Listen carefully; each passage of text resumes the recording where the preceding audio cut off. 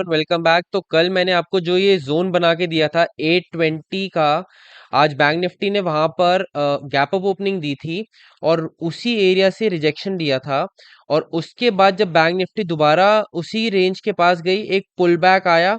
Pull back के बाद जो है हमें यहाँ पर एक ब्रेकआउट मिला, उसके बाद हमें एक शार्प अप मूव मिला, जो कि मैंने अपनी पुरानी वीडियोस के अंदर आपको टारगेट्स दे रखे थे।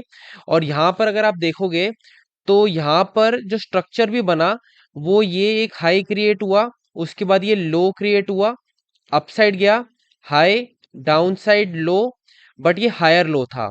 तो इसका मतलब ये था कि जो हमारा ब्रेकआउट जो होता, वो काफी एक अच्छा सस्टेनेबल ब्रेकआउट होता। तो अब हम कल बैंक निफ्टी को किस तरह से ट्रेड कर सकते हैं वो देखते हैं। अब अगर आप 15 मिनट चार्ट पर देखोगे इधर बैंक निफ्टी को, तो यहाँ पर मैंने कुछ लेवल्स मार्क कर रखे हैं।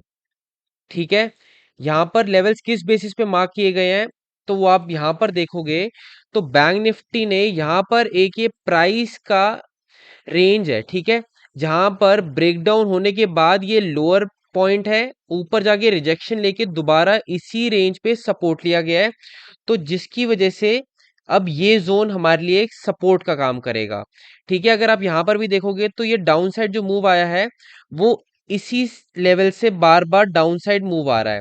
तो हमारे लिए ये एक सपोर्ट का काम करेगा। और रेजिस्टेंस का काम जो करेगा वो ये करेगा, क्योंकि यहाँ पर काफी एक एग्रेसिव सेलिंग आ रही है। ठीक है, और जो अपसाइड जो है हमारा, ये वाला जो जोन है, ये एक रेजिस्टेंस जोन है जो कि मैंने मार्क कर रखा है। तो अब कल प्रोबेबिलिटी क्या हो सकती है बैंक निफ्टी की? अगर आप बैंक निफ्टी का चार्ट देखोगे तो यहाँ पर एक ये ट्रेंड लाइन आ रही थी, जिसका बैंक निफ्टी ने रिजेक्शन तो लिया, बट जैसे कि हमारा ये जो प्राइस जोन था, यहाँ पर एक ब्रेकआउट के बाद यहाँ पर बैंक निफ्टी सस्टेन करने लगी थी, तो ये हमारे लिए एक सपोर्ट बन गया था। ठीक है, तो उसके बाद सपोर्ट लेने के बाद जो ब्रेकआउट आया, उसके बाद हमारा जो इंपॉर्टेंट जो नेक्स्ट की लेवल था, वहां तक बैंक निफ्टी ने हमें एक अप मूव दिया है। अब कल प्रोबेबिलिटी ये हो सकती है कि बैंक निफ्टी अगर फ्लैट ओपन हो जाए और इधर 5 मिनट के रेंज बनने के बाद ब्रेकडाउन हो, तो ये ट्रेंड लाइन हमारे लिए एक टारगेट बन सकती है। ठीक है, और जो सेकंड टारगेट जो हमारे लिए बन के आ सकता है, वो हमारा 920 के आसपास का है, क्योंकि ये हमारा एक क्रूशल सपोर्ट है। तो हमारे डाउन साइड जो टारगेट्स बनकर आएंगे वो कौन से बनकर आ सकते हैं? 44,005। ठीक है, और सेकंड टारगेट जो बन के आ सकता है 43,920। और ये जो इम्पल्स मूव यहां से एक आया है, अगर बैंक निफ्टी अपने प्राइस स्ट्रक्चर को फिल करती है, तो हमारे को जो टारगेट देखने को मिल सकता है वो है 820 का। ठीक है, ये तो होगी फ्लैट ओपनिंग के बाद ये रेंज ब्रेकडाउन। बट अगर रेंज का अपसाइड ब्रेकआउट आता है, तो हमारे को जो टारगेट देखने को मिल सकते हैं 360 से लेकर 520 तक। इससे ज्यादा मैं एक्सपेक्ट इसलिए नहीं कर रहा हूं, क्योंकि वो life time high bank Nifty के लेवल्स हैं, जहां से डेफिनेटली एक रिजेक्शन हमें देखने को मिल सकता है। और प्राइस स्ट्रेट अवे, प्राइस का बिहेवियर ये होता है, स्ट्रेट अवे प्राइस जो है कभी भी ऐसे लेवल्स को अगर ब्रेकआउट देता है, तो वो एक तरह से फेक ब्रेकआउट होता है, जहां पर काफी लोग ट्रैप हो जाते हैं। ठीक है, ये तो होगी फ्लैट ओपनिंग की बात।